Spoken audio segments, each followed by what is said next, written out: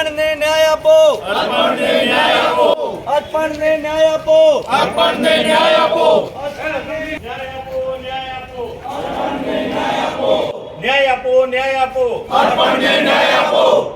આજે વાત કરશું વોટર પાર્કની. જે વોટર પાર્ક પર એક યુવકના મોતના ગંભીર આક્ષેપો થઈ રહ્યા છે. જી હા, તસવીરોમાં દેખાતા પ્રદર્શન કરતા આ લોકો પોતાના પરિવારના એક યુવકના મોતની તપાસની અને દોષિત વોટર પાર્ક સંચાલક સામે ફરિયાદની માંગ કરી રહ્યા છે. આ કેસમાં 7 માસ અગાઉ એક યુવકનું આ વોટર પાર્કમાં માથું પટકાવવાથી થયેલ નીરો ઈજાથી મોત થયું હતું.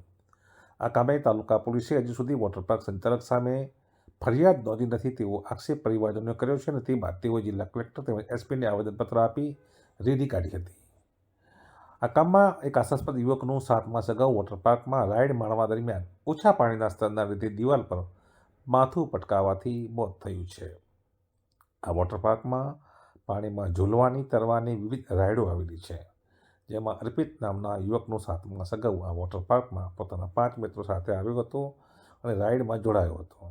જોકે આ જે રાઇડ હતી તે ખામીયુક્ત હતી, તેમાં પાણીની જોઈતો પૂરતો જથ્થો ન હતો અને તેના જ કારણે રાઇડમાં આવતા યુવકનું માથું દિવાલ સાથે ભટકાયું હતું. તેમાં યુવકને માથામાં ગંભીર ઈજા પહોંચતા તેને સ્થાનિક કક્ષાએ સારવાર આપવા બાદ અમદાવાદ ખસેડાયો હતો.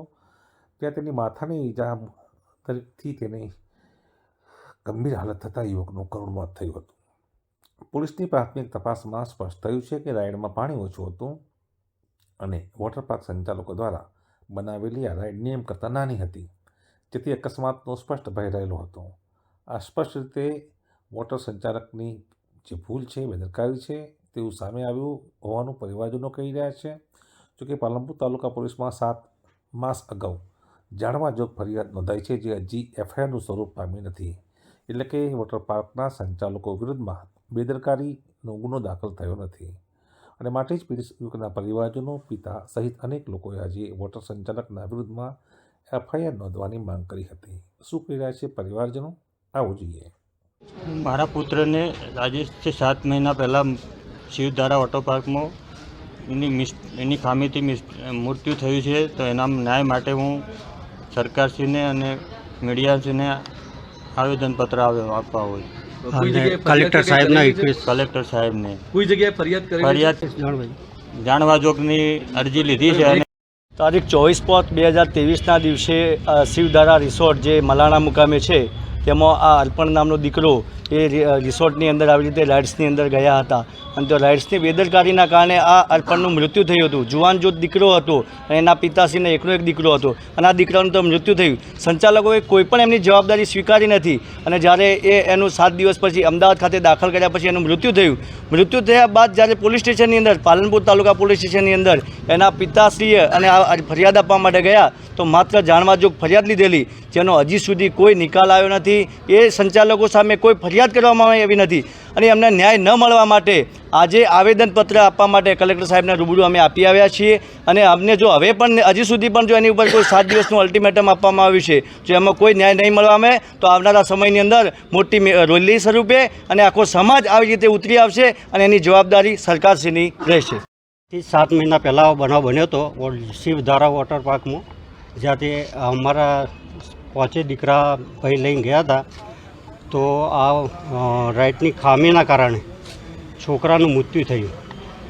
તો ન તો કોઈ સમજો કે કોઈ હેલ્પ મળી અમને, છતાં દવાખાના સુધી કોઈ પણ નથી અમને હેલ્પ આપી. અમે દાખલ કર્યો અમદાવાદ.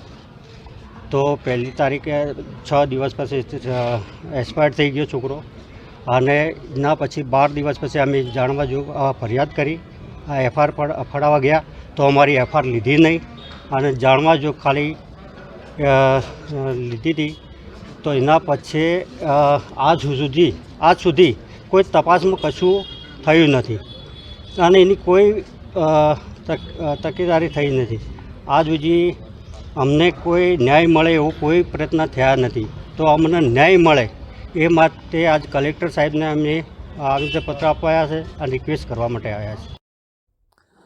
ત્યારે હવે સવાલ એ થાય છે કે મોટા અબગદાર લોકો સાથે ગરબો કેળવનારા વોટર પાર્કના સંચાલક વિરુદ્ધ પોલીસ પૂરતા પુરાવા હોવા છતાં શા માટે કાર્યવાહી કરતા ખચકાટ અનુભવે છે?